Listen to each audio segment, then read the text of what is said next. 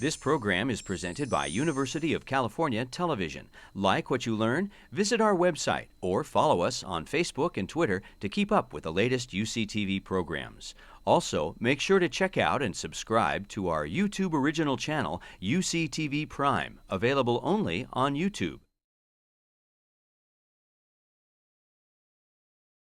Our focus in this session is on the period of 1989 to 96, or at least that's the way it is in the program, in the Soviet Union and post-Soviet Russia.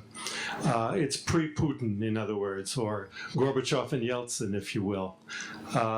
And that's often equated with an effort at a transition to democracy. Some people argue that it succeeded, other people argue that it failed.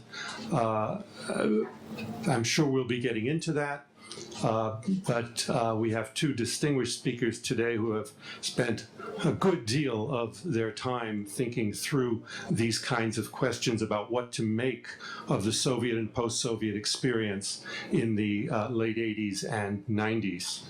The first speaker will be Jeremy Kinsman, whom those of you who were here yesterday will recognize because this is his second panel presentation. He's the resident international scholar at the Institute of Governmental Studies at UC Berkeley and the distinguished visiting diplomat at Ryerson University, Toronto. He directs an international democracy support project for the community of democracies. And during his long career in the Canadian government, he rose to become one of Canada's foremost diplomats and voices on foreign policy. From 1989 to 92, he was the political director of the Foreign Ministry in Ottawa. From 1992 to 2006, he was the Canadian ambassador or high commissioner in Moscow, but also in Rome, in London, and Brussels. He is now the lead writer on foreign affairs for the magazine called Policy Options, and he also appears in many other print and electronic media outlets. Jeremy.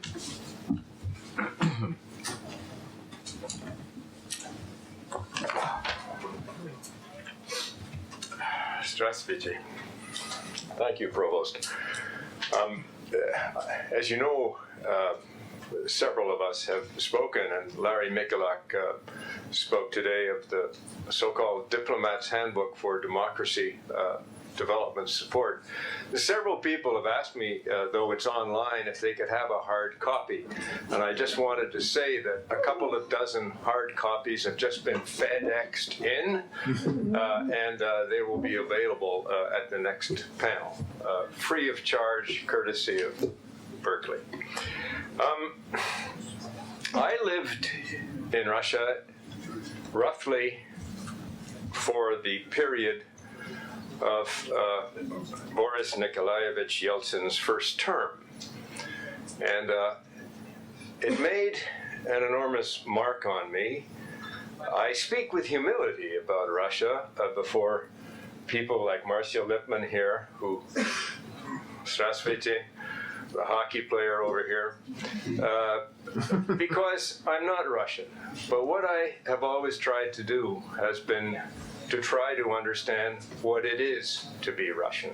I don't believe being Russian is quite the mysterious thing that some, like Churchill, have made it out to be. I think Russians are different.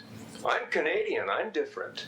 I may not seem so different to you, but I'm different, and Russians seem more different, and maybe they are more different. But I'm sure that the Russian scholars among you, Steve, the provost, Ned, agree with me that Russia is a place that one can understand objectively and comprehensively. It's not an enigma wrapped in a riddle and a mystery and all that sort of stuff. So I wanted to make that point first of all. The second point is that when we put this conference together, we chose to look at the experience of attempts to transit to democracy through the prism of what we heard so brilliantly this morning about the so-called Arab Spring, and then about Russia. We weren't premising at all that that the Russian experience necessarily, and particularly this winter, drew from what was happening in Tahrir Square. But it's interesting as I listened this morning to see how many common features there actually were in the two experiences. And I hope we'll be able to draw that out. Of course, the Russian experience that I'm going to describe is one, to a large extent, of disappointment. Disappointment of many of the aspirations that the hundreds of thousands of Russians that I saw gather in Moscow at the very end of the 80s and the beginning of the 90s, that it didn't work out. I say to you, and I hope you will correct me if you believe I'm wrong, it is also a story of disappointment in ourselves. I lived there. I gave advice. I was around people who gave them advice on matters which we, no more than them, just didn't understand. Secondly, they didn't understand them, and they made great mistakes. If we had done what we said we were going to do, and if we had given great advice, perhaps it might have gone a little better. But make no mistake, the Russian transformation is an excellent example, because in the course of something as large as human history, no society, to my knowledge, had ever tried to come from so far to get so far. The voyage was the longest, the scale was the hugest, the complexity of transformation that was being asked was the greatest. So even if we had got it right, and even if the reformers had got it right and circumstances had been slightly different, it still would have been one hell of a challenge for them to have succeeded in the short space of time that they were trying, in effect, to develop institutions that took us 150 years. I was struck, Paul Wilson had a little piece in the New York Review of Books a couple of months ago, and he had this line in it: "The knowledge of how democracies can be lost may be as valuable an instrument of democracy as an understanding of how they are won." And so that's, to some extent, my story.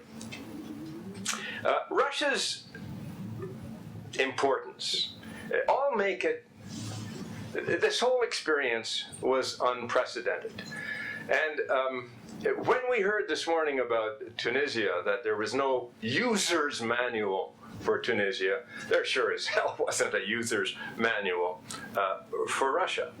And remember that this cataclysmic transformation that occurred was simultaneous with something else: a peaceable retreat from an empire. And it's all the more surprising because it was an adjacent empire. It was not an empire across the seas like the British Empire or the French Empire. And it involved major population shifts, though perhaps not immediately. Throughout the decade, as disillusion set in and democracy became associated with economic and social chaos, which was the case, there was a delayed psychological impact with a nationalist resonance because of that loss of something, which was blamed on the West. Now, for Russians, Gorbachev ended the Cold War, and most people in the West, and certainly myself, agree. Democracies responded positively, of course, as you'll remember. But we mismanaged our opportunity because we got our role wrong. We assumed that we were meant to attach our labels to their change, or they were meant to attach our labels to their change. That somehow we were there to help Russians be more like us. And we didn't follow the very first rule of effective public diplomacy, which is to listen. We couldn't and we didn't imagine effectively what it was like to be Russian. I'm going to deal with this by just covering, because the subject is so vast, certain component dimensions of Russian transformation. And the first dimension is that of time. Transformation takes time. The sad thing is, Russian reformers believed they had very little time to do what they were going to do. Time dictated their critical choice of shock therapy over gradualism. Gaidar in '92, I remember talking frankly about putting all our eggs in one basket. Once Chubais, Anatoly Chubais, the so-called privatization czar, asked me, rhetorically, how do you decontrol a totalitarian society in a controlled way? And of course, you probably can't. Our advice basically supported the choice of shock therapy, but the complexities of this choice, and above all the social and hence the political costs, were completely beyond our comprehension or our anticipation because we had no experience in it. Now, the reformers rushed into a short-term game of stark change because of short-term electoral cycle issues that growing opposition would build on unrest and close the window.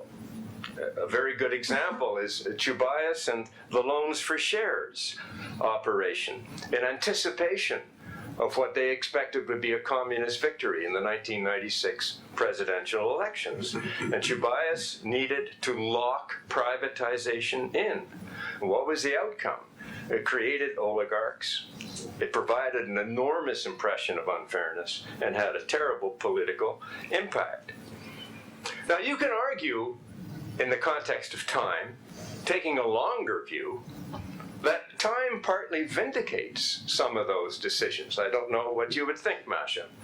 But I was interested, I'm interested to know that as a fact, that the new companies created out of state assets under the loans for shares scheme, I think of Sibneft, I think of Yukos Oil, I think of Norilsk Nickel, have outperformed the rest of the Russian economy by multiples of dozens.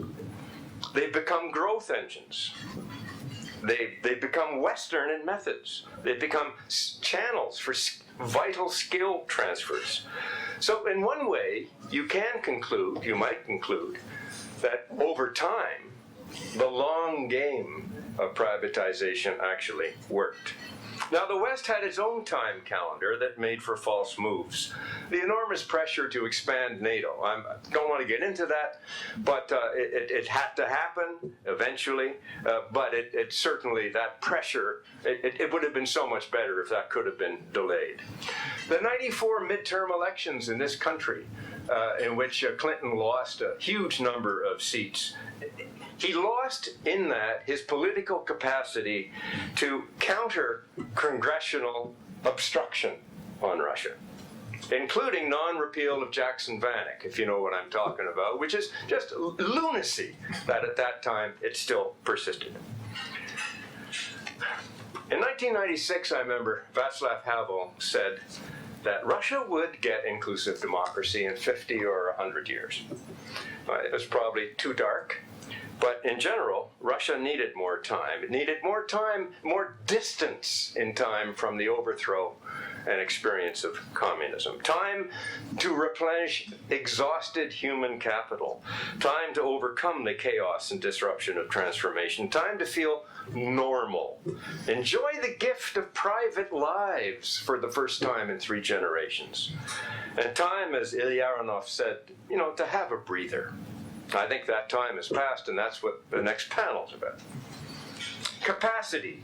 It can't occur all at once. It needs sequencing. The capacity for transformative change is built over time, not just for state institutions, but in civil society. Civil society is the building blocks of democratic change. Russia didn't have what's called the virtuous circle necessary to complete change. Gorbachev decentralized the system abruptly. As inefficient, illogical enterprises shut, there was no functioning backup market capacity to fill the supply gaps. As the price of oil dropped 50%, no fault of his, the cost of food imports that were necessary broke the state budget. You know, the need for an effective market was understood, but the issue of sequency was not. A functional market would need a regulatory framework, laws on property, taxation, an independent professional judiciary, and ultimately a middle class. It takes time. And helping Russians to build that capacity should have been our overwhelming goal as Western democracies. Instead, we piled on the enthusiasm, as we were hearing from Mahmoud this morning, for just stripping away the state system in a neoliberal way in favor of market forces, unregulated, essentially out of control. Behavior. Behavior, democracy is behavior. Conversion to inclusive democratic practice with individual accountability, responsibility. It's not a process, it's not an app you can download, transfer. And yet, we believed that democracy then was irreversible, even though people hadn't learned it. Rule of law, as David Caron said yesterday, is much more than statutes and courts. As Tom Carruthers has said, it's what resides in the heads of citizens. I'll give you, look, we were talking earlier, Steve, Yeltsin's 1993 Constitution. Ned, it was a beautiful document from a democratist's point of view. He rammed it over the obstructive Duma. A fine, democratic, rule of law framework. It just hasn't been observed. Behavior can't be imported. You know, it can be mimicked. And the Russians, if you forgive me for saying this, they mimicked it. People in economics mimicked our language. They got the vocabulary, but without really understanding its essence. It has to be grown. And Russian reformers didn't grasp this dimension, but neither did Westerners. Behavior on the part of Westerners, style, I tell you, it was insensitive. The assumption was we were the norm givers, they were the norm takers. We thought it was adequate to show how we did things in New York and Frankfurt without realizing what it was like to be them living where they live with their capacities as they were. Now, we were very careful about not naming winners and losers. George Bush, the first, and Jim Baker were assiduous in avoiding triumphalism. But Russians began to feel like losers. It wasn't just the episodes like unilateral NATO bombing of Serbia, but it was the appearance, the effect, the feeling they had.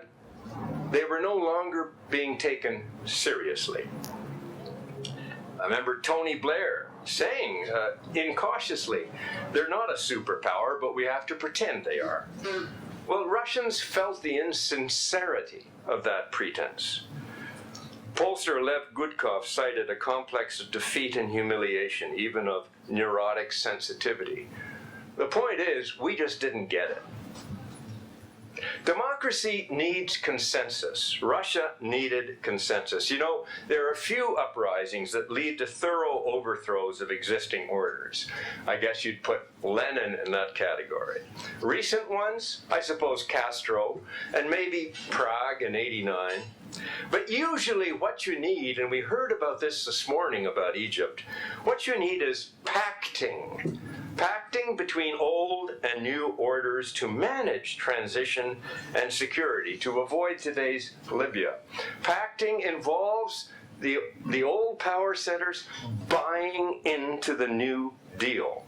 Examples of post-military pacting are just abound. Spain, Brazil, Greece, Chile, and maybe today, right now, Burma. And it's obviously going to have to be part of the endgame on Syria. And in other transitions, which are non-military, like South Africa, truth and reconciliation help to put the past behind in a form of pacting. But it didn't happen in Russia. It stayed polarized. Not the army was not the issue. It was the nomenclatura. Very much what we heard about Tunisia this morning. which dug in to oppose Gorbachev. They could not swallow the truth inherent in the Yakovlev-Gorbachev address to the 70th anniversary of the October Revolution Congress, when Gorbachev accused the Communist Party of real crimes based on the abuse of power and mass repressions that were immense and unforgivable. You know, there was a General Accounting Office report in the very early 90s that warned that an essential degree of consensus and political commitment within Russia was lacking. But somehow, we all thought it could be finessed. Sobchak Anatoly, mayor of St. Petersburg, just before the 91 coup that took Gorbachev out of action, he said, in this country, dictatorship and democracy live side by side. Again, it's very much what you said about Tunisia, friends of democracies and foes of democracy. Now, Gorbachev had trouble coming around to dropping the so-called socialist option. But there had been a popular consensus, more or less, I hope you'll agree, Masha, in 1989, on what Russians at least wanted to get rid of. They knew what they wanted to get rid of. What they didn't have any sense of was what would replace it, apart from dreamy slogans. And reformers, in pushing too fast on reforms to replace it all, created shock. They created shock, but without the therapy. And they lost that consensus support, which is vital for change. And opponents in the Duma increasingly blocked any possibility of building a meaningful legal framework for reform because they were so blindly hostile to Yeltsin. I give you the US Congress today. Consistency, the need of consistency in outside support. It should never have been about us. It never was about us. It was their event. But we pushed, Mahmoud is here, but we pushed the specious Washington consensus, the neoliberal consensus that growth and open markets would cushion change while having no grasp of the social consequences. Very much, I found that discussion on Egypt very relevant. You know, GDP in Russia contracted every year between 1991 and 1998 to the tune of 43% aggregate, 43%. Now, the General Accounting Office reported the significance of the fact that Russia had almost no exposure to the Western market culture and principles it set out to adopt, and with a vacuum in terms of internal institutions. But nobody was paying attention. And Russians who felt diminished as a nation blamed our policy prescriptions for the absence of a social safety net to cushion the impact of change, including democracy, because we were so avidly supporting those we labeled Democrats. And that's when democracy support began to seem to have an anti-Russian agenda, which nationalists and communists pumped, and Putin eventually took on board as his own. You know, it's obvious that terrorism, thuggery, corruption were not caused by Democrats. But Democrats in Russia were blamed for having let it happen.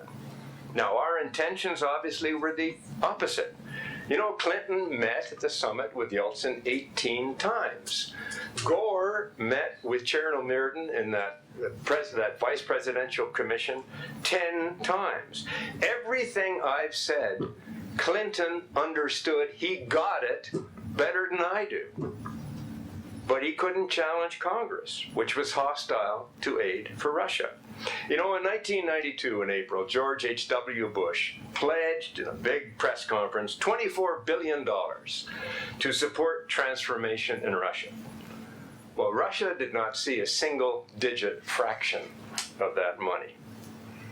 All told, I'm using G8 figures, but all told, all donors, all democracy donors, plus the international financial institutions in the decade of the 90s, put out about $66 billion. But only $5 billion of that was grants.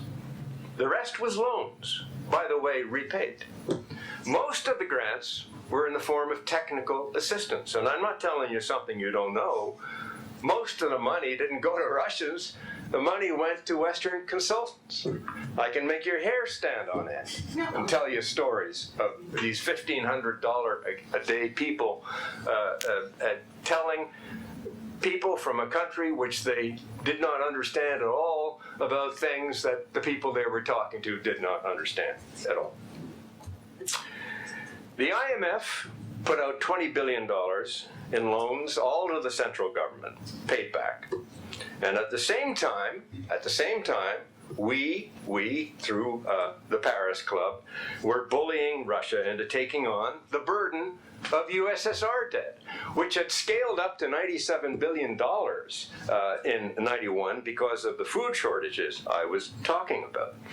But we didn't oblige Poland to take on the new solidarity government the responsibilities of its predecessor. When the price of oil dropped 50% in '97, the IMF was there, too little, too late. Russia crashed. World Bank put out $12 billion. I'm not going to repeat the same story. Because we knew we were coming up short in aid, we were then less able to push Yeltsin and Russia hard enough on issues where we should have. Corruption, election. Steve Fish has covered every election in Russia. And the extent to which we did not, in '96, complain about the monopolization of media and everything else that was going on in that election, precisely because, one, we were afraid otherwise the communists might win, Zyuganov would win the election, and two, because we knew we were just way, way behind on our promises on everything else. I conclude. You know, the changes in Russia, as I said before, are vast. The ambition for change was as vast as any humans have had.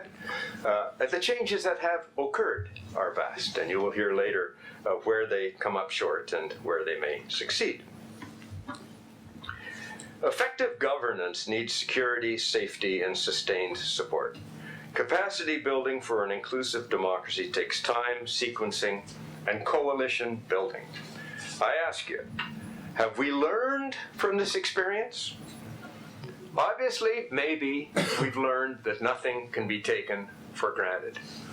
But I'm not sure that we've learned so easily in dealing with countries in crisis to think of what it is like to be them, not about how they can be like us. I give you Iraq. You know, it's their transformation. And each trajectory, each time, is always going to be different. Thank you very much.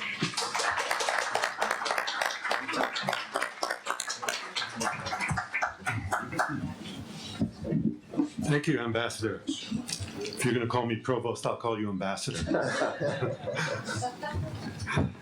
Our next speaker is my longtime colleague, Ned Walker, who is the Executive Director of the Berkeley Program in Soviet and Post-Soviet Studies and an Associate Adjunct Professor in the Department of Political Science here at Berkeley. His research interests focus on the relationship between beliefs and institutions in the Soviet Union and its successor states.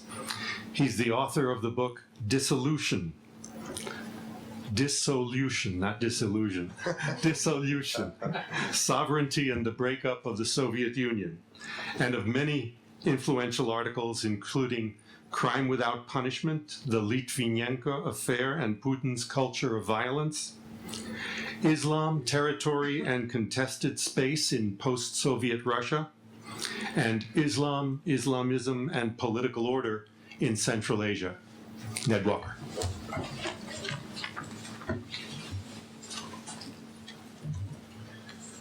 Well, thank you, George, and thank you all for coming this afternoon. Let me begin with a few words about the panel title, which is The Russian Democratic Revolution, 1989 to 1996, a title that I was given, not one that I came up with. So, to a certain extent, I'm speculating on the background of the title. But anyway, presumably we start with 1989, because that was the year in which Yeltsin used elections to the Russian legislature to launch the political campaign that would eventually bring about the collapse of the Soviet regime and the dissolution of the Soviet state in 1991.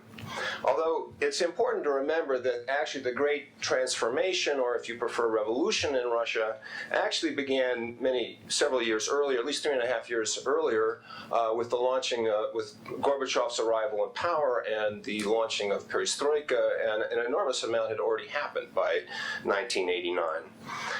The bookend year, 1996, was presumably chosen because Yeltsin was reelected president that summer, at which point I think most commentators would agree that there was no longer any serious prospect that communists would come to power in Moscow and attempt some kind of restoration of the status quo ante. But again, it's important to remember that 1996 hardly marked an end to political instability and acute economic hardship in Russia, which continued for at least another decade.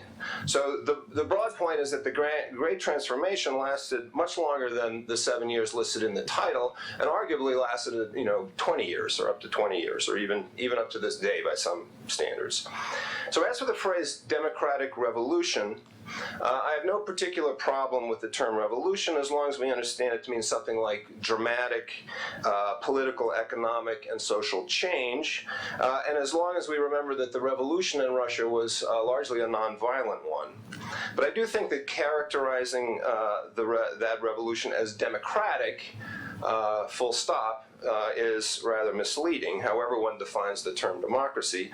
But because it suggests a measure of regime consolidation in 1996 that I don't think was there, and also because Russia at that time was at best a partial democracy, and one that would become increasingly less so over the coming years. Okay, so where were we then in 1996? That summer, as I said, Yeltsin was reelected president, defeating the communist candidate Gennady Zyuganov in a second-round runoff with 54% of the vote. That election was arguably the most democratic presidential election in Russia's post-Soviet history, despite many of the constraints on fully free and fair elections that Jeremy referred to earlier. But it was the most democratic in the sense that it was the last one in which there was really any uncertainty about the outcome. Yeltsin barely won a plurality in the first round, getting 34% of the vote to Zyuganov's 34%, and it was not at all clear that he would win the second round. Whether his victory was a product of the loans for shares deal that we've already discussed, and that he and his team entered into with some of Russia's leading oligarchs at the time, we can't say. We can't say how necessary that was. We don't know whether Yeltsin would have won without it. But what is clear is that his team believed that it was necessary to ensure Yeltsin's reelection, and as a result, the deal happened. And so Yeltsin's victory was purchased at a very high price, one that would have very unfortunate long-term consequences for Russia's political economy and for the regime's legitimacy, in my view. So that said, it's again important to remember that by 1996, an enormous amount of political drama had already unfolded in Russia after the collapse of the Soviet state. 2 years earlier, a brutal war had broken out in Chechnya. The year before that, a constitution had been adopted after a violent confrontation in the streets of Moscow and the shelling of the Russian parliament building by government tanks. And some 2 years prior to that, the Yeltsin government had launched the program of radical and extremely painful economic reforms, entailing very rapid, or basically immediate price liberalization, and a very rapid privatization program that would set the stage for the loans for shares deal in 1996.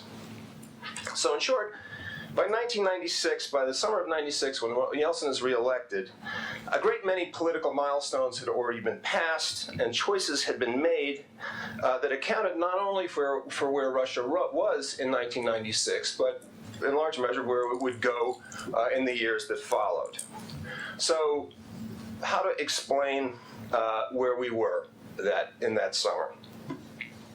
So at this point, let me step back and make a broad theoretical point, or really an epistemological claim about revolutions. And to do so, I'm going to make an analogy between revolutions and baseball games. Not hockey, I'm sorry, Jeremy, but baseball.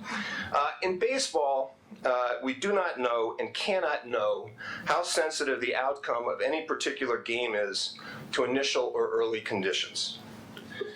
If there are 2 outs with nobody on in the 9th inning, and the score is 4-1.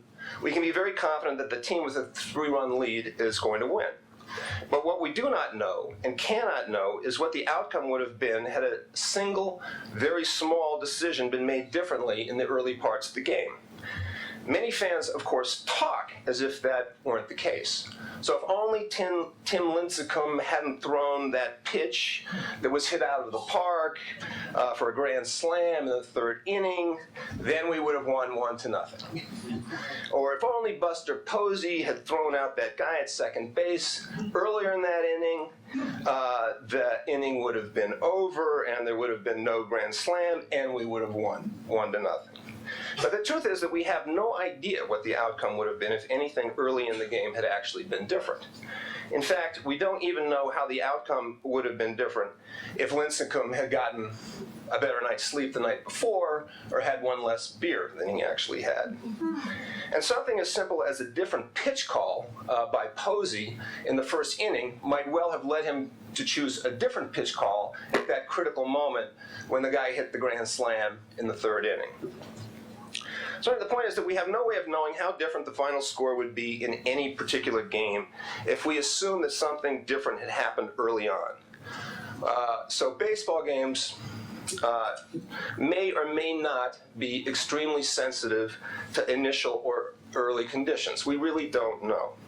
All we can say is that later on in the game, it becomes much easier to predict outcomes, and indeterminacy diminishes. So my own view is that revolutions are very similar, and that is we cannot say with confidence how different any particular outcome would be had things been different or different choices been made early on in the process. As time passes and constraints on choices increase, it becomes easier to make predictions. For example, one could say with confidence that it was very unlikely that Russia would fall apart when Putin came to office at the beginning of 2000. But that is not a claim that you can make with any confidence at the beginning of 1992 in the immediate aftermath of the Soviet collapse. And indeed, that was something that a great many people were extremely worried about, just as people were worried that Russia was going to experience widespread violence throughout the country, which, of course, happily did not happen. So likewise, I would say we really have no idea what's going to happen to the Arab Spring countries today because it's still so early in the game. Whereas in 5 years, the open-endedness of today will presumably have diminished, and it will be much easier to start talking about what the likely path forward for these countries actually is. So too with Russia in 1992. I believed then, and I believe now, that the political future of Russia at that time was very open-ended in this immediate aftermath of the great Soviet dissolution. But it became increasingly less so over time, and indeed less so by the time we get to 1996.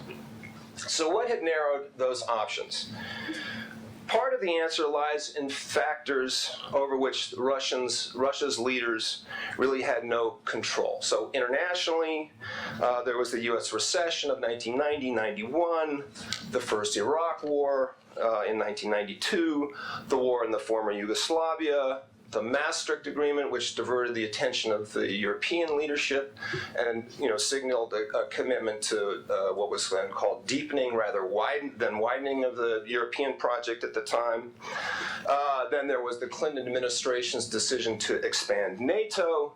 There was the 1994 congressional elections that Jeremy referred to, and so the broad point is that there were a host of international factors that came into play that made for for a less benign international environment than might have otherwise been the case.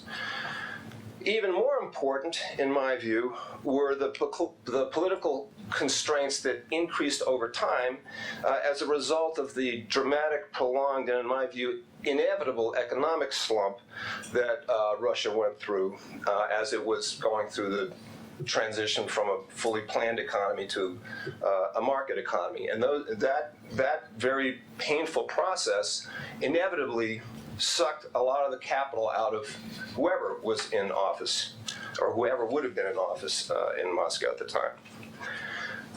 There were, however, a great many political decisions that were made by Yeltsin and his allies at that time that I thought then were mistakes, and that I think now were mistakes, and that I think, had they been made differently, we might have seen a more liberal, more democratic outcome further down the road that would have been better solution for Russia's people. So let me point to three critical moments in particular. First, there was the decision by Yeltsin in late 1991, early 1992, not to dissolve the Russian legislature and call for new elections that spring. Now, I remember hoping at the time that he would, and then people thought that was something that he was likely to do, or might well do. And I remember hoping at the time that he would also call for presidential elections to follow that. Again, something that I very much hoped he would do. And I also hoped, and not so many people thought this was likely, but I'm generally naive, so I thought maybe he would. I also hoped that he would have the good sense not to run in those elections. Like most Western observers, I thought that Yeltsin had played a critical role bringing down the old order, particularly during the failed coup of August 1991. But I also thought that he was an erratic and impulsive man with serious health issues and a serious drinking problem, as we all know. And I thought the country would be much better off with a more sober-minded, literally and figuratively, pro-democracy leader with less personal baggage. Of course, neither parliamentary nor presidential elections were held that year, and instead Yeltsin and the Russian legislature entered into an increasingly acerbic and dysfunctional political conflict with still very unclear rules of the game that would culminate in the violence of October 1993 and the shelling of the Russian parliament. Yeltsin eventually won that contest, but he did so at great cost to his credibility and to the regime's claim to democratic legitimacy. And Russia was also saddled, as a result of all of this, with an increasingly unpopular, unstable, and unhealthy leader for the next 8 years. So let's just say Yeltsin was no Mandela. A second critical moment. I believe Yeltsin and his allies made a serious mistake in designing the new constitution that was adopted in December 1993. Like Steve Fish, who's written a great deal about this, I think that the super presidential system that was provided for by that constitution was very ill-suited to Russia under its circumstances, above all because it concentrated so much power in the hands of the president. And as a result, it did a very poor job of distributing blame. Now, I knew, and I think most people knew, that Russia was very likely to go through a prolonged period of economic stress. That transiting to a market economy was going to inevitably be very painful and take a very long time. And that meant that there was going to be a lot of blame to go around. And so it would be a good idea if that blame were reasonably widely dispersed throughout the political elite. Parliamentary systems, or at least presidential systems with strong checks and balances, are much better at distributing blame.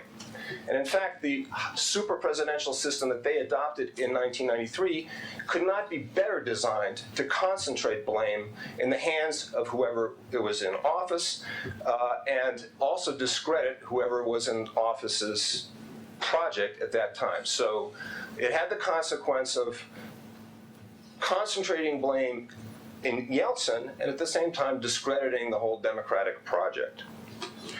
Finally, a third critical moment. There was the war in Chechnya that broke out in late 1994. Again, I felt at the time, and feel to this day, that that war was not inevitable. In no small part, much of the blame rests, in my view, with Chechnya's then very reckless leader, Johar Dudayev. But it was also the result of the failure of Russia's leadership to negotiate a deal with the Chechens over the course of 1994, a deal that on many occasions looked like it was imminent. It looked like they were very close to some arrangement. Then the negotiations broke down, tensions intensified. But even after negotiations broke down and the Chechens seized and threatened to behead a number of Russian servicemen on Russian television, which, let us say, was quite provocative. You can imagine an American president would react to that inside, U.S. territory as recognized internationally.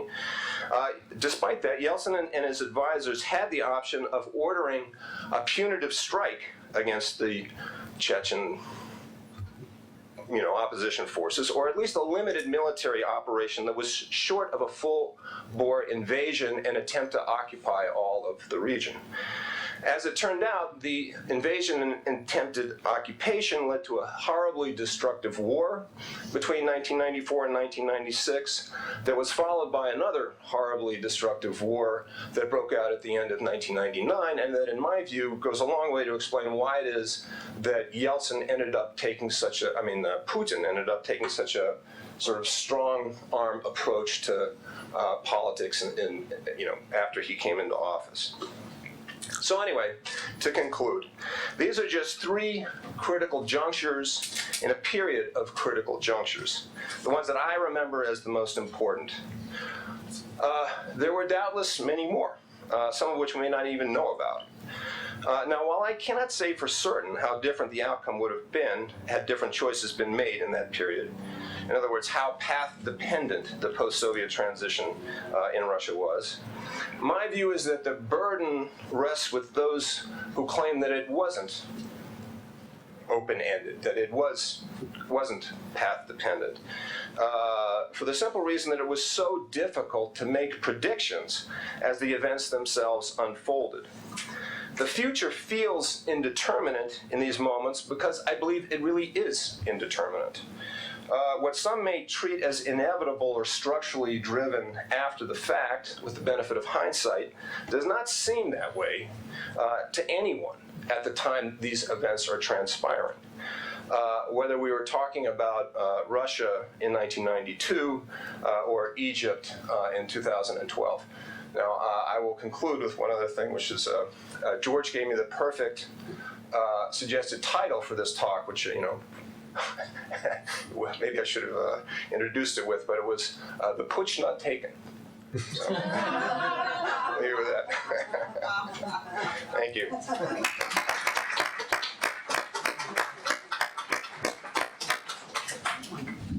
We now have plenty of time, 40 more minutes for discussion. I would like to start with a question for Ambassador Kinsman. You began by arguing that a successful transition is more likely to work if it's based on pacting. One could argue that Gorbachev's gradualism was based on, even if he didn't conceptualize it that way, on some kind of pacting. You then, when you turn to the Yeltsin era, argue that they didn't understand how to do it, and we didn't understand how to do it, but we gave them advice that was counterproductive and led them down the wrong path. Would we, had we understood it, have had the ability to lead them down the right path? Well, I think, was this tragedy or was this mistake?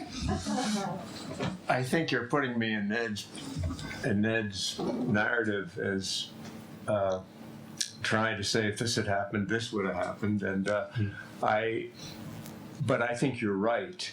I think Gorbachev's mistakes, Basha, were lack of decisiveness, lack of commitment, lack of understanding. He sort of knew what he wanted to do, but he didn't really know. He took one step sideways, one step forward, one step back, two steps sideways. And a lot of it, as time went on, Yakovlev lost his influence. in the Politburo, there are only about 3 reformers, when you think back on it. And he began to scent the kind of atmosphere around him, and he backed off. Now, as you know, famously, I think it was Jack Matlock, but I can't remember, went and told him that a putsch was brewing, and he didn't agree. He didn't believe it. I'm not sure that, given who the opposition was, and let's put the nationalists aside, the opposition were the people who used to hold power, who were in government, the nomenclatura, the equivalent of the people you were talking about.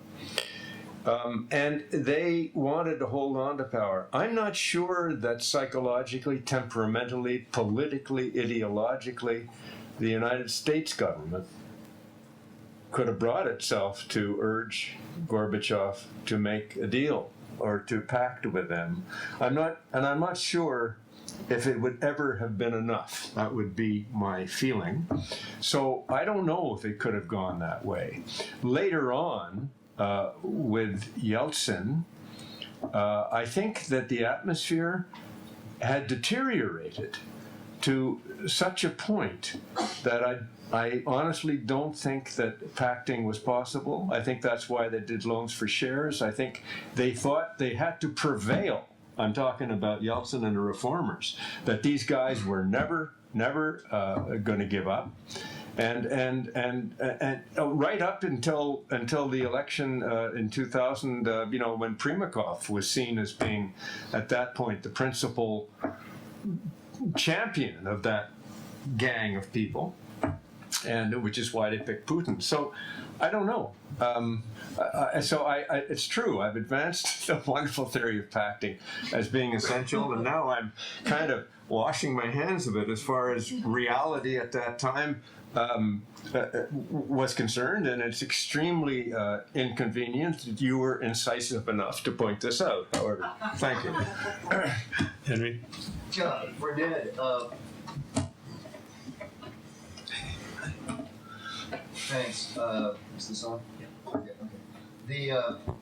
You really didn't mention the party system in Russia, and especially Yeltsin's focus on personalistic rule and failure to really do much to make democratic Russia more powerful or strong or a real party, and even to then, in a larger context, to encourage other parties and maybe more civil society. Is that also a mistake that was made? Was there a chance that he could have said, let's make democratic Russia into a real party, let's encourage a party system, and then there'll be something besides just me?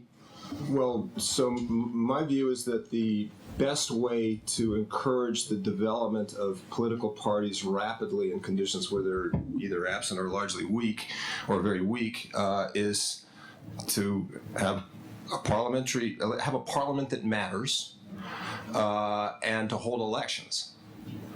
So it goes to this, the parliament that was in place at the beginning of 1992 was the parliament that was elected in 1989. It was a Soviet-era parliament with different kinds of people in it. It wasn't a uniform body by any stretch of the imagination.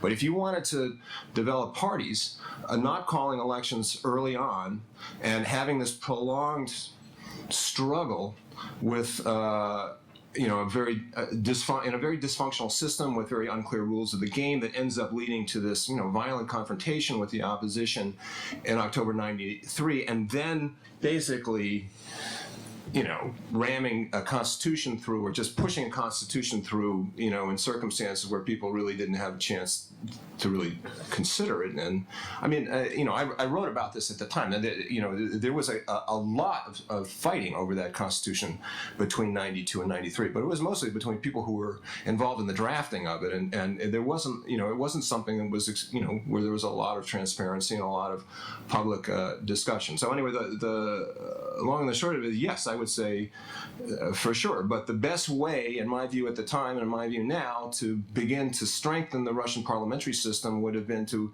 adopt an order where parliament actually mattered and then hold elections and repeated elections. And I think parliamentary systems are much better for that, but at least you're going to have, if you're going to have a presidential system, you need a parliament that matters. Luca? Ned. Hello, Luca. Now, you're quite a radical voluntarist for a Berkeley guy. I don't know what happened to you in the last 5 years. Do you really mean that we have no idea whether there's going to be democracy in the Arab world? First question. Second question, I want to just press you a little bit on the on your counterfactuals. So let's say we had held, elections in '92. I mean, you had a crappy economy. Would we really have had, a lot of pro-democratic, pro-Yeltsin people elected? And even if you had, then, would they have really not been in conflict with the president? When we had parliamentary presidential conflicts in virtually all post-Soviet cases, regardless of constitution, including those with strong parliaments. And furthermore, more broadly, I mean, if really Russia's road was so open, wouldn't we expect a greater variety of regime outcomes in the CIS? I mean, i.e. the former Soviet states that were not given the option of EU membership. I mean, basically, you didn't have democratic success anywhere. So doesn't that kind of tell you that perhaps there were bigger structural factors at work? And finally, with regards to, I'm willing to believe that a crappy constitution led to a crappy outcome, i.e. authoritarianism. But can you just give me a little bit more about in what way the specific rules of the Constitution contributed to authoritarianism under Putin? I mean, I'm not. This is not a rhetorical question; it's a real question. That's too many questions, Luke. Okay.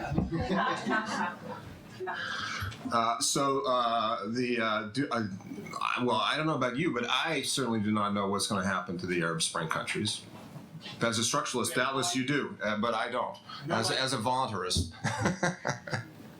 And when I say no idea, I mean, I just repeat what I said before. I think my impression of what's all of our discussions, over the last 2 days is that there is an enormous amount of uncertainty. Not equally not equally in all the Arab Spring countries, but to some degree in all of them, and in some key cases like Egypt, an enormous amount of indeterminacy. I don't know what's going to happen there, for sure. So counterfactuals. What were they? What was the first one? It was the how a different constitution would have mattered. 92. Oh, elections in '92. Okay, so first off, the option of holding parliamentary elections early in '92 was something that was widely discussed at the time, and people didn't know whether Yeltsin was going to do it. So it wasn't something that was, clearly wacko Ned Walker, irrelevant hope. And I would say it was just a large extent true also of presidential elections. And so, I just repeat what I said to Henry. Like, I think, that would have, in the first place, it would have avoided all of that incredibly dysfunctional fighting that took place that led to this, very unfortunate conflict in the streets of Moscow in October 1993. I mean, not everywhere were tanks shelling parliament buildings. You didn't have democracy anymore. Well, anywhere in former Soviet space, on the other, and you certainly did in Eastern Europe, and under similar circumstances. You certainly did in the Baltic republics, which are post-Soviet states. So that is a broad claim that is incorrect. but the other argument you can make in response to that is Russia mattered a lot. And if Russia had gone one way, the other countries might well have gone a different direction. And I agreed with the Clinton administration, and Strobe Talbot at the time, that basically as goes Russia, so goes the rest of the region. I mean, that's an exaggeration, but I mean, Russia was critically important. So anyway, I'm not, we can talk about all the other ones afterwards. But yeah, so the counterfactuals are always counterfactual. But I did say I don't know what would have happened. But I'd say the burden is on you to show that you do. And if you can in the Arab case, I don't think you could in the Russian case either. Given the dimensions of this conference, it seems to me that the mistakes we should be talking about primarily are the mistakes that were made by us and not the mistakes that were made in Russia. And if we take Professor Walker's dimensions, which I totally agree with, and go back to the beginning of perestroika, well, I could give three. I think I'll just raise the issue of two mistakes that I think are critical. The first one was in the Gorbachev era. You remember that if there's any single factor that weakened Gorbachev, it was a disastrous decline in oil prices, which meant that the budgets that they had drawn up for, social restructuring were just not there. And a CIA senior official has boasted of the CIA's role in manipulating oil prices in that time, which I think was a disastrous mistake. They were trying to get rid of Gorbachev. You have to remember that CIA estimates for a decade about Russia were being falsified in order to make Russia look like America's #1 enemy, where in fact Reagan had a better estimate of what was happening than the official CIA estimates, which produced a kind of internal revolution in the CIA from the people like Ray McGovern who knew that the facts were being cooked. So I think that was a terrible mistake, and it reflects very badly on Bob Gates, who went on to be an architect of later phases of American policy. And the second mistake that I think was, and it's a current one, the expansion of NATO. I was in Moscow in May, and I heard from all kinds of people the claim, and this is a question of fact that maybe can be answered, that Yeltsin had been promised that in exchange for the deals he was making, that there would be no expansion of NATO, and that promise was broken. I don't know whether that's true or not, but I heard it over and over. And in the eyes of the people who were talking to me about this, that the expansion of NATO into former Soviet territories, the Baltic states, and I believe it's still on the agenda to go into the Ukraine, which seems to me absolute madness. They see that as a kind of expanded great game that was in sync with what was happening in the oil states of Central Asia. So is that not also a terrible mistake? And does it not reflect on, or I'll just give the Russian view of it, does it not, from Russian eyes, make it look as if America really is pursuing the kind of global dominance that we read about in Pentagon documents from this time? Jeremy? Spoken like a true Canadian, Peter. We're from the American near abroad, you know? I really have three very quick points. On the Soviet debt, when, after the price of oil had declined by 50%, and Gorbachev was forced to borrow money basically to import food, because at the same time the Soviet supply system had broken down, and state debt spiraled to 37% of GDP at that point. This was, I think, probably the straw that broke the camel's back. I absolutely agree with you. I think that events were misconstrued in Washington, I think in London as well. Other capitals, in my own capital, there was vigorous debate. A lot of people couldn't let the Cold War go. And you, not you, but you, have a presidential candidate right now who's talking about Russia as it's America's #1 geostrategic foe. Where did that come from? You know, it came from the past. And people were just too locked into the past to be able to cope with change in the present. And I think that's what we were talking about in the last panel. On NATO expansion, I mean, I went through that debate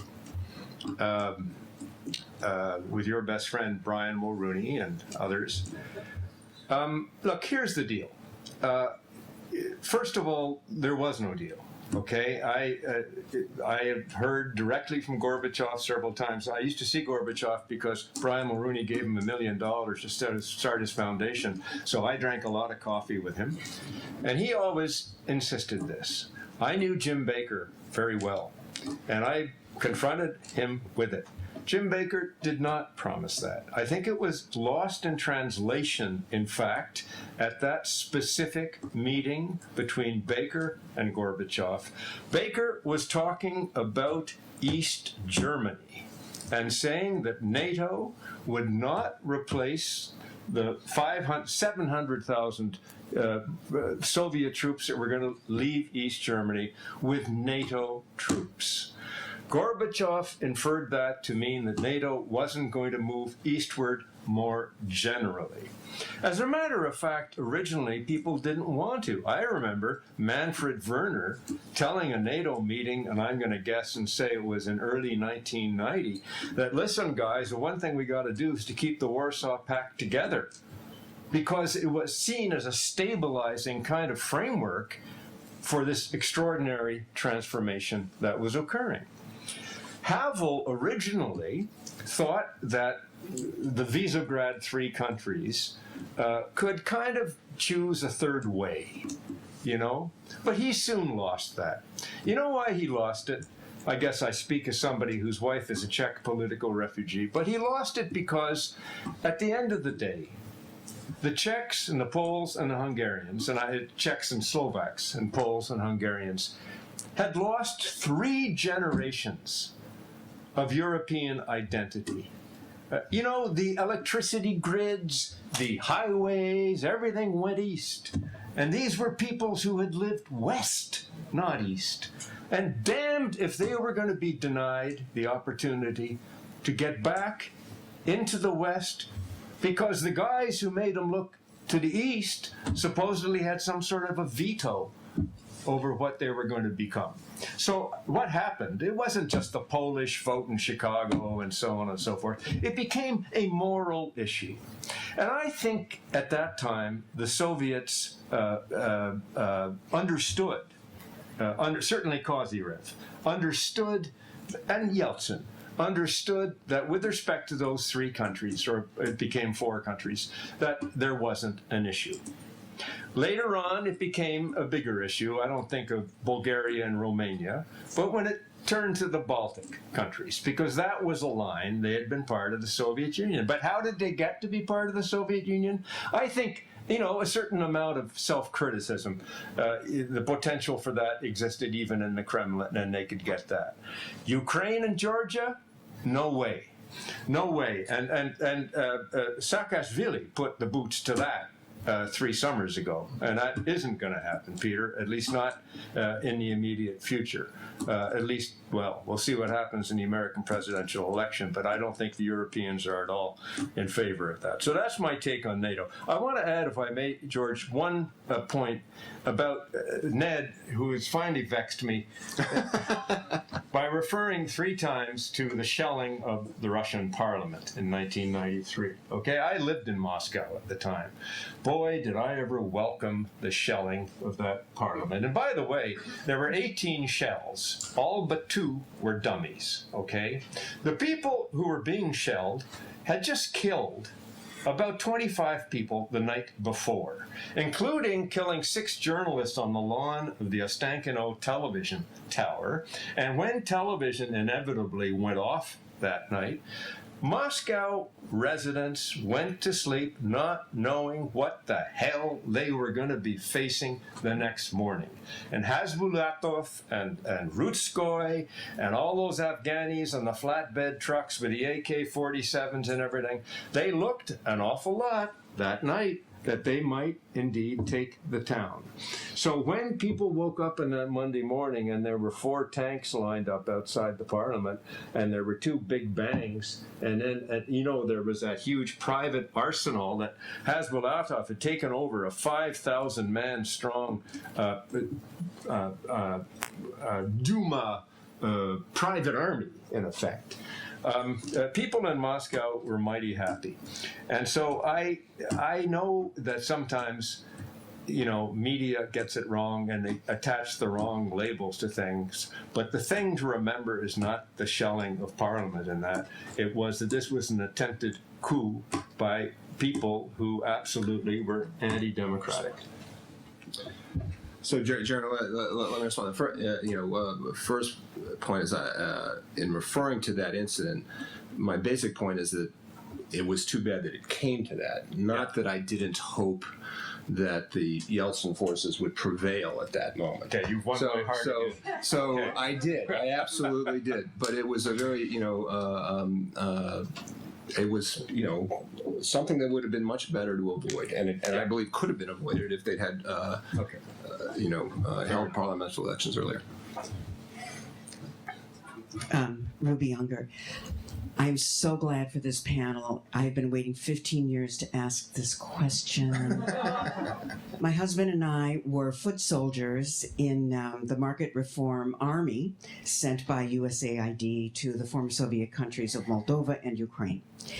And it really appeared to me pretty quickly that it's going to take 2 generations for anything to really be accomplished in any way whatsoever resembling like anything like us, or just something that would give people good jobs, respectful jobs. The doctors who were mostly women now working as cleaning ladies, making a lot more money, and now having electrical appliances and so forth, which they never had before working as doctors. I came to understand that a man named Jeffrey Sachs was the foundation of our economic program there. Why? Why did he have so much sway within our government to sort of foist this theory that it was clear to me, I can't speak for my husband, but it was pretty clear to me. Sure you can. Oh, all right. We went with a budget, and we knew that when we left, also the budget would leave. And written into our deliverables was the idea that by magic, after 3 years or 4 years on the ground, they'd be able to pick up and move on the same way, with the same jobs that we were giving them funding for. Okay, thank you. I just say 2 things and turn it to you, Ned. Sachs, as I recall, was not a USAID consultant. I think he was working for the IFIs, and he had done a sort of shock therapy precursor in Poland, which was, as a situation and as an economy and as a country, much less complex. Okay, and it was thought and it had more time, and it was thought to have worked. But his thinking was adopted. I don't know the extent to which he so thoroughly seduced people in Washington. The people he thoroughly seduced, as I recall, were the reformers in Moscow. That was the issue. Can I tell the audience just an anecdote affecting the Unger family, which will illustrate to you some of the vagaries of attempting to help countries pull themselves up by their bootstraps? Alan and Ruby Unger were in the wonderful city, whatever the capital of Moldova is. Forgive me. Yeah. Depending. Yeah. Excuse me for that moment of that lapse. And Alan was shocked to discover, coming home, that their apartment had been burgled, and that a whole lot of stuff had been stolen, including a lot of his clothes and, the hi-fi and things like that. 2 days later, he had an appointment with the Minister of Energy to talk about serious infrastructure issues, and he walked in, and the Minister of Energy was wearing his suit.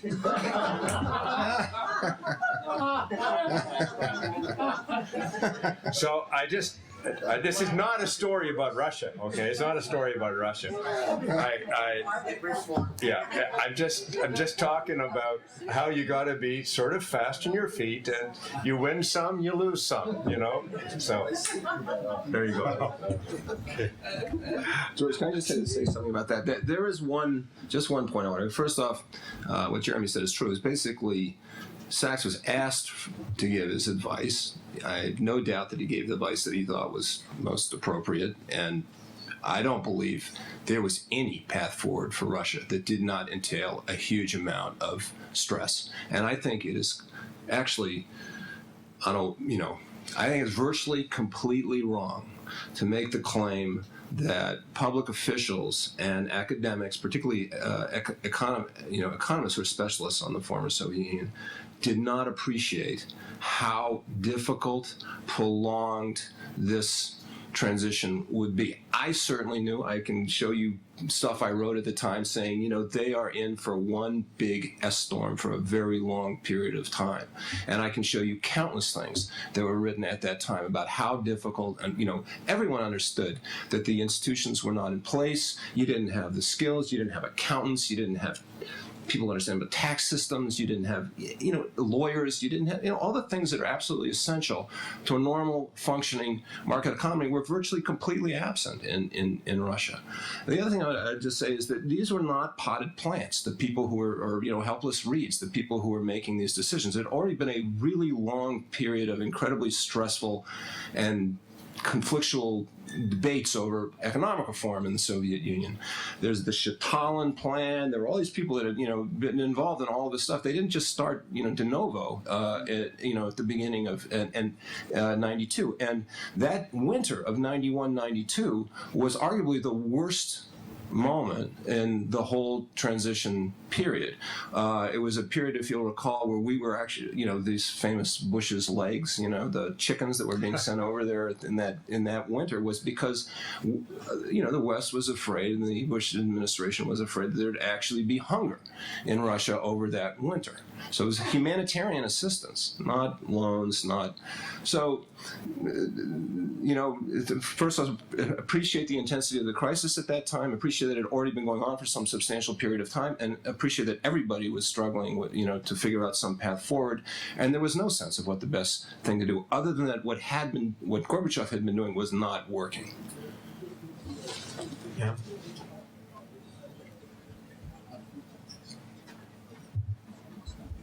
My question about your last remarks, it's interesting about chicken. So it's a profit for American companies, or is it humanitarian help to Russia? And also, what do you think about the policy of double standards and how this policy affect development of Russia and democracy in Russia? Thank you. Well, I don't know. It was Tyson's chicken, as I recall. Clinton made a big deal out of it because Tyson's was located in Arkansas.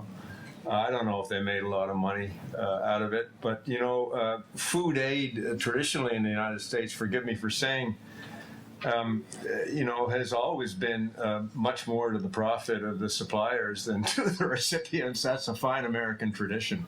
And I don't see, since you're talking about consistency, why there should be such a vast exception for Russia. But I agree with Ned totally that, one cannot overlook the amount of genuine attention in 1991, 92, 93 to the plight of ordinary Russians and to the enormous number of humanitarian projects that were going on. I mean, I know we flew in gynecological and other stuff. We came in an aircraft in the ring around Moscow and landing at airports that 2 years before had Soviet interceptors that would have shot us down. I mean, these were quite remarkable events and days, and I think people were extremely good-willed about it. I mean, I don't get me wrong about that. And when it came to humanitarian assistance, we just didn't do enough. We didn't do enough. And, we were talking about Egypt this morning. If you consider that the amount of grant aid from all Western democracies and the IFIs amounted to $5 billion over 10 years, I think that, if I'm right, is just about the amount of bilateral aid by the United States to Egypt and Israel in 1 year. Okay? So that's also a question about consistency that you raised. Steve? Thanks. Steve Hansen, William and Mary. I was originally on this panel, but actually I was sent a program before I came where I was on the last panel, so I prepared for that one. So for those who can stay to the end, I'll get a longer shot at it. But I thought since my name's on the program, I could take just 2 minutes to say a couple of things in response to the really interesting conversation. Actually, 3 points. First is we didn't talk about the role of area studies, and I think this whole conference has been a ringing affirmation of the importance of knowing your region, knowing your country, knowing your language, knowing what's going on the ground. We've all learned so much about what's happening in the world today from that. And unfortunately, the Soviet-Russian democratic transition 91 and on took place at the height of the attack on area studies in academia, which maybe has won, I don't know. In some disciplines, it certainly has. For those of us who got their PhDs at UC Berkeley in 1991, such as myself and some others in the room around that time, we had the experience actually of being in rooms with some of those folks with all this advice who didn't know anything at all about the countries they were entering. It wasn't so much, I think, the counterfactual that, one different piece of advice is like Buster Posey's good pitch and, Russia becomes a thriving democracy because the lecture was better delivered or something. But it is true that I do think that the cumulative effect of patronizing lectures by young somethings, who didn't know anything about Russia did have a damaging effect that's still felt today in U.S.-Russian relations over time. And it wasn't necessarily, it was a self-inflicted wound that was basically due to this very strange moment that we've gone through where we decided that area-specific knowledge is irrelevant to intellectual conversations. It's as if in evolutionary biology, scientists insisted that collecting fossils was no longer useful. One should only theorize about evolution. That's where we are as a science. So it strikes me that we've learned, actually, and this is relevant to the Arab Spring examples, that knowing on-the-ground detail is crucial, just as theory and comparison is crucial. Second point is about prediction.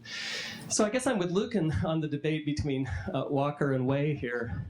It's true if you could never point back and say anybody was more right or wrong, in retrospect, then there'd be no grounds for making predictions about the future in the current examples. But there were traditions that were more right and ones that were more wrong. And I think it's fair to say by now, 20 years later, that the folks who were focusing on, in particular, legacies of the Soviet past, the trauma of the transformation, not transition, of post-Soviet life, that is the complexity of it. And the importance of identity, the importance of looking at the ways in which Russia and other post-Soviet states were defining national identity, defining democratic belonging and citizenship.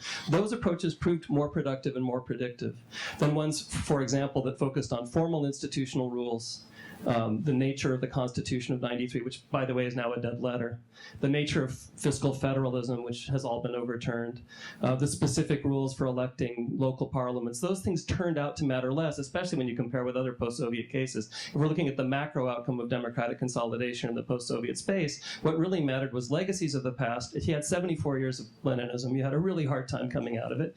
And if, like the Baltic states, I'm sorry to say, or the rest of Central and Eastern Europe, you had one generation of that experiment imposed on you, it was better. And being a smaller country bordering prosperous Western Europe was obviously a lot better than being a giant country in the middle of Eurasia. By the way, geography I don't think affects culture in the slightest, in contrast to what was said yesterday.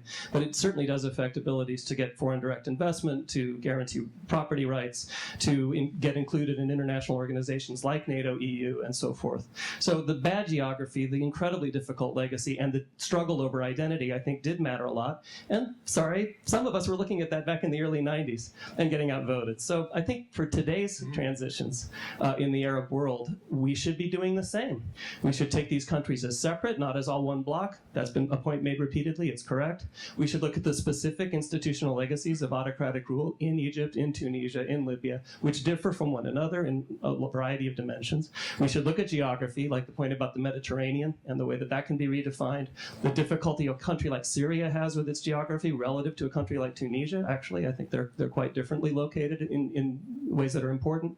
And the struggle for identity, which we've talked a lot about. Those are the variables that will matter more, I think, if the post-communist experiment teaches us anything, than simply constitutions or formal policy decisions.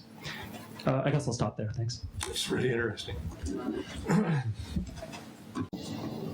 Yes, sir. I'd just like to ask a question of either participant about foreign policy and domestic policy. Gorbachev, of course, came to Palo Alto, gave a speech, and said it's all over. Some people applauded very loud. The question was, did the mess in Afghanistan cause this to happen, or was it a relatively ancillary type of factor in the dissolution process? And then on the question of Dagestan and Chechnya, did Dagestan and Chechnya and all the wars there prevent a consolidation of a truly democratic reform in the post-Soviet Union? Why don't you take the first one? If you accept that the crisis for the Soviet Union and for the system was a very complex, multifaceted crisis, okay? It was a moral crisis. It was a service delivery crisis. It was, to some extent, increasingly a legitimacy crisis. But as I think we were discussing with Peter, I think really the one thing that really resonated with Gorbachev were the books. It became an intolerable financial crisis. The presence of the Soviet military in Afghanistan was extraordinarily expensive and added to it. I think, and there's quite a lot of confessional stuff that Soviet, now Russian, retired generals have come up with about that time, but they felt that it was extraordinarily draining in many, many ways. And I think that's the conclusion that Gorbachev came to, and they pulled the plug. It was also very unpopular at that point, okay? Extremely unpopular. Boys were dying, and so there were lots of reasons to get out of Afghanistan, including the ones that everybody else has now learned in this particular chapter of interaction with that country, that you can't win. So on Chechnya and the North Caucasus, one of the